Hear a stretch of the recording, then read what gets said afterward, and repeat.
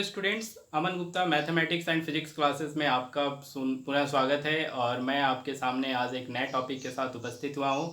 मेरे द्वारा निर्मित यह टॉपिक आपको अच्छा लगेगा, मुझे पूर्ण विश्वास है। स्टूडेंट्स, मेरे वीडियो बनाने का मेन उद्देश्य यह है कि वे स्टूडेंट या वे छात्र जो बड़े बड़े कोचिंग सेंटर में जाकर अध्ययन नहीं कर पा सकते हैं, वो मेरे वीडियो के माध्यम से फिजिक्स को एकदम डीपली पढ़ सकते हैं। स्टूडेंट, जब आप डीपली पढ़ेंगे तो उनमें से जो कॉन्सेप्ट आपके माइंड में बन जाता है या बैठ जाता है, वही कॉन्सेप्ट वास्तव में फिजिक्स है। फिजिक्स में डेरिवेशन चैप्टर में हमें ज़्यादा हिंदी लिखने की ज़रूरत नहीं पड़ती, केवल मैथमेटिकल डेरिवेशन ही काफ़ी होते हैं। तो इसलिए स्टूडेंट, मैं आपको हर एक डेरिवेशन का एक एक लाइन बताता हूँ, ताकि किसी भी प्रकार का कोई समस्या उस डेरिवेशन पार्ट में न रहे, ना कोई फार्मूले में और ना ही किसी कैलकुलेशन में। ठीक है, उम्मीद करता हूँ स्टूडेंट आप मेरा चैनल सब्सक्राइब कर चुके होंगे, और अगर नहीं किए हैं तो आपसे आग्रह है कि आप मेरे चैनल को सब्सक्राइब कर लें, बेल आइकन्स दबाएं, ताकि आपको मेरे आने वाले हर वीडियो का नोटिफिकेशन प्राप्त हो। स्टूडेंट्स, जैसा कि हमने पिछली कक्षा में पढ़ा था कि प्रक्षेप्य का पथ परवलयाकार होता है, और प्रक्षेप्य का पथ परवलयाकार के लिए हमने दो फार्मूला फाइंड किए थे, जिनमें से एक फार्मूला हमने निकाला था कि जब किसी वस्तु को पृथ्वी की सतह से ऊर्ध्वाधर ऊपर की ओर या क्षैतिज से ऊर्ध्वाधर ऊपर की ओर फेंकी जाती है, तो उसके लिए प्रक्षेप्य का पथ का समीकरण हमने निकाला था कि y equal to x tan theta minus g x square upon 2u square cos square theta. ठीक है, और इस समीकरण के बाद हमने ये बताया था कि पिंड जब प्रारंभिक बिंदु से अंतिम बिंदु के बीच अर्थात ऊर्ध्वाधर में जब गति करता है, तो उसको गति करने में जो समय लगता है उस समय को हम कहते हैं उड़्यन काल। तो उड़्यन काल के लिए हमने सूत्र निकाला था स्टूडेंट, ये प्रक्षेप्य की गति के लिए सूत्र है, ध्यान रखिएगा, है ना। उड़्यन काल के लिए हमने स्टूडेंट सूत्र निकाला था t equal to 2u sine theta by g. ध्यान है ना स्टूडेंट, हमने ये उड़्यन काल के लिए सूत्र निकाला था। ठीक है, उड़्यन काल के पश्चात हम क्षैतिज परास के लिए सूत्र निकाले थे, जिसमें बताए थे कि उड़्यन काल और औसत वेग के गुणनफल को क्षैतिज परास कहते हैं। तो क्षैतिज परास को हम कैपिटल आर से प्रेजेंट करते हैं, और कैपिटल आर इक्वल टू हमने निकाला था student, R equal to u square sine 2 theta upon g. ध्यान है, अगर नहीं होगा ध्यान तो आप मेरे पिछले वीडियो को एक बार देख लीजिएगा, पूरा डेरिवेशन मैंने वहाँ क्षैतिज परास तक उसमें निकाला है। ठीक है, आज हम इस वीडियो में अधिकतम ऊंचाई के लिए सूत्र बताएंगे।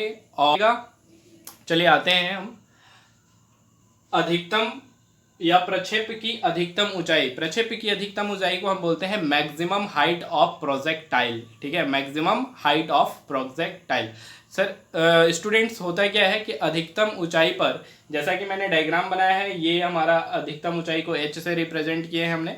यहाँ पर अधिकतम ऊंचाई है जहाँ पर ऊर्ध्वाधर वेग शून्य होता है। अधिकतम ऊंचाई पर ऊर्ध्वाधर वेग शून्य होता है, जिसके कारण फिर वस्तु और ऊपर ना जाकर वहीं से फिर नीचे गिरना प्रारंभ कर देता है। तो यहाँ से वस्तु जा रही है स्टूडेंट, लेकिन यहाँ के बाद वस्तु एक वक्राकार, एक परवलयाकार मार्ग का अनुसरण करते हुए नीचे गिरने लगती है। ठीक है, तो उस पर गुरुत्वीय त्वरण कार्य करता है। ठीक, अब यहाँ पर ऊर्ध्वाधर वेग इसका शून्य हो जा रहा है, साथ ही साथ इसका विस्थापन जो होता है स्टूडेंट, वो भी शून्य हो जाता है। केवल ये प्रारंभिक वेग का जो घटक है वो ऊर्ध्वाधर घटक इसमें काम करेगा, क्योंकि क्षैतिज घटक तो मतलब हमारे अनुसार और जो मैंने पहले बताया था उसके अनुसार सदैव क्षैतिज घटक शून्य ही होता है, नियत होता है। ठीक है, तो हम ऊर्ध्वाधर घटक पर ही इस पर सूत्र को व्युत्पन्न करेंगे।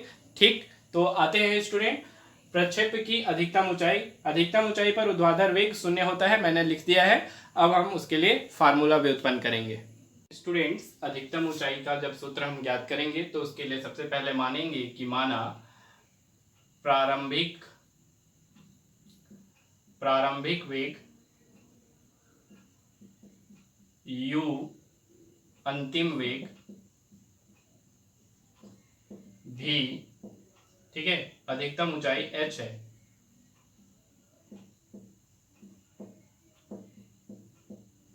ठीक है स्टूडेंट। प्रारंभिक वेग u जो है और अंतिम वेग v जो है वो क्या होगा मैं बता दे रहा हूं। u का चूंकि घटक ऊर्ध्वाधर दिशा में फेंका जा रहा है तो इस u बराबर u साइन थीटा ले लेंगे, ठीक है। अंतिम वेग v इक्वल टू 0 हो जाएगा। ये जो अधिकतम ऊंचाई है स्टूडेंट ये विस्थापन को प्रदर्शित करेगा अर्थात y t, है ना। तो स्टूडेंट हम गति के प्रथम समीकरण से जानते हैं, गति के प्रथम समीकरण से, गति का समीकरण प्रथम समीकरण होता है v बराबर u प्लस ए टी, ठीक है स्टूडेंट। तो अंतिम वेग u v जो है वो 0 है, u के प्लेस पर u साइन थीटा रख देंगे प्रारंभिक वेग, प्लस ये जो a है स्टूडेंट वो a y हो जाएगा, ax ना होगा क्योंकि x दिशा में नहीं चल रहा है, y दिशा में चल रहा है, इसलिए इसको a y इंटू टी ले लेंगे, ठीक है। तो 0 equal to u sine theta plus a y, त्वरण जो है स्टूडेंट वो माइनस जी वर्क कर रहा है तो इसलिए ए के प्लेस पर, ए वाई के प्लेस पर माइनस जी रख लेंगे, ठीक। यहाँ पे बताना है तो बता सकते हैं, त्वरण ए वाई इक्वल टू माइनस जी, ठीक है स्टूडेंट। माइनस जी इसलिए है क्योंकि पिंड को हम ऊपर फेंक रहे हैं और त्वरण नीचे की ओर कार्य कर रहा है, गुरुत्वीय त्वरण कार्य कर रहा है, त्वरण नहीं गुरुत्वीय त्वरण, ग्रेविटेशनल एक्सेलरेशन, ठीक। तो ये माइनस और ये प्लस, ये माइनस ये प्लस दोनों का मल्टीप्लाई कर देंगे तो ये हो जाएगा u साइन थीटा माइनस जी इंटू टी, ठीक है स्टूडेंट। अब यहां से हमको क्या करना है कि t की वैल्यू निकालना है, इसलिए हम इस gt को इधर पक्षांतर कर लेते हैं, ट्रांसफर टू LHS या ट्रांसफर इन LHS। तो लिख सकते हैं या g t equal to u sine theta, transfer करने के बाद ये निगेटिव चिन्ह पॉजिटिव में कन्वर्ट हो जाएगी, या टी इक्वल टू हम लोग लिख सकते हैं यू साइन थीटा अपॉन जी, इसको दे देंगे इक्वेशन नंबर फर्स्ट। अधिकतम ऊंचाई निकाल रहे हैं इसलिए इसको हम पहला समीकरण मान ले रहे हैं स्टूडेंट, ठीक। अब स्टूडेंट हम चलेंगे गति के द्वितीय समीकरण से, हमने पहले समीकरण से टी निकाल लिया है ना, गति के द्वितीय समीकरण से चलते हैं। गति का द्वितीय समीकरण होता है s बराबर U T plus half A T का square.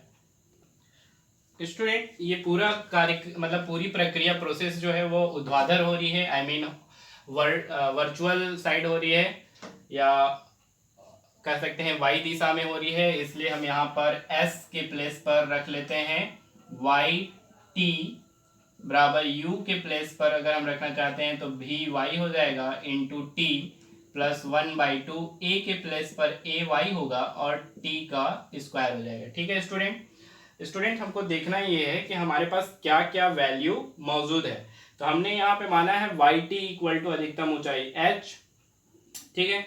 You Y equal to हमने माना है यू साइन थीटा, या ओनली आप यू के जगह पर भी वाई भी रख सकते हैं स्टूडेंट, मैंने यहाँ पे बताया है कि भी वाई हमने रख दिया है यू के प्लेस पर, ठीक है। आप चाहे तो इसको बता सकते हैं या भी वाई, ठीक है। ये भी इक्वल टू यू है, जीरो जो लिए हैं स्टूडेंट इसको हम बता सकते हैं भी वाई जीरो, भी वाई जीरो, और ये अंतिम वेग भी वाई टी ले सकते हैं, भी वाई टी,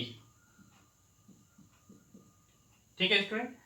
तो अब यहाँ पे हमें वैल्यू पुट करना है, हमने ए वाई की वैल्यू माइनस जी लिया है, तो हो जाएगा हमारे पास h इक्वल टू, ध्यान देंगे स्टूडेंट, वाई टी के प्लेस पर h रख लेंगे, और ये जो भी वाई है भी y equal to u sine theta रख लेंगे,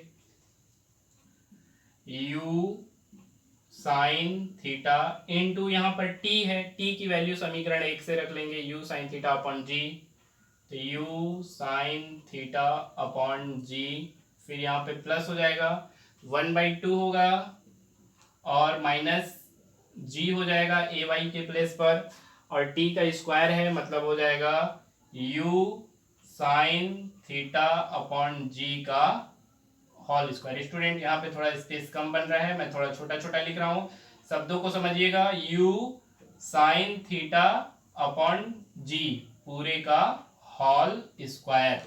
ठीक है, हम थोड़ा सा इसको इधर खसका लेते हैं स्टूडेंट। ठीक, तो h इक्वल टू हो जाएगा, देखिए यू का square sine square theta upon g हो जाएगा, माइनस होगा यहाँ पे माइनस प्लस माइनस 1 अपॉन जी।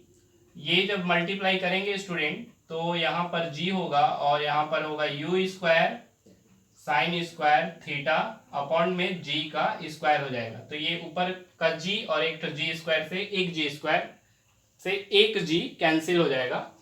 तो h इक्वल टू हमारे पास बचेगा u square sine square theta upon g minus u square sine square theta upon 2g हो जाएगा। ये जो 2 दिख रहा है ना स्टूडेंट, उसका g में मल्टीप्लाई कर देंगे तो 2g हो जाएगा।